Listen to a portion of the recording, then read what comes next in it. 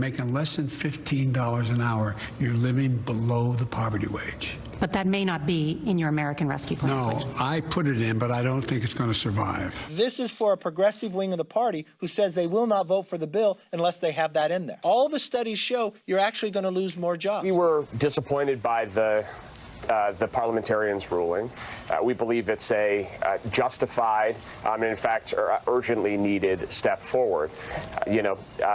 Passing the minimum wage would get a raise to 27 million Americans. So the Senate parliamentarian essentially says it doesn't fit in budget reconciliation, but the House says, you know what, we don't care. We're going to put it in there anyway, and they're going to vote on it tonight. Well, thanks for having me on. I'd first say the reset of our foreign policy is welcome, and I agree with everything that was said prior. With regard to the minimum wage, the parliamentarian is following the rules. And I think President Biden would be wise to follow those rules and to follow through on the other thing that he promised most during this last campaign, that vaccine distribution and a COVID relief package would find their way to states, localities, and everyday households and Main Street businesses, which is what the COVID relief bill will do. As we all know, Florida passed a minimum wage increase bill. There was a referendum on the Florida ballot. What I can imagine happening, Brett, in the coming weeks and months is that Democrats rally, much like Republicans have over the years, to perhaps get minimum wage increase referendums on state ballots all across the country in 2022.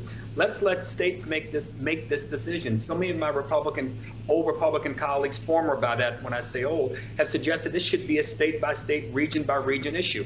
Let's put it on the ballot and let voters make that determination. But in the meantime, pass the COVID-19 relief package. Let's get schools reopened, our economy reopened, and people back to working again. Steve, there's just concern about what's in there and whether it's actually going to hit the COVID relief they say it's going to hit.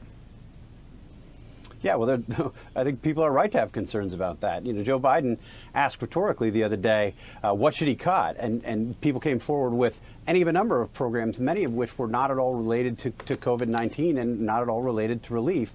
You have this $1.9 trillion package, and on the heels of it, you're hearing rumblings of the Biden administration with an additional multi-trillion-dollar infrastructure deal. At some point, people have to care about the debt, they have to care about the level of spending, and if they pass this $1.9 trillion tonight and it eventually becomes law, we're going to be in a much, much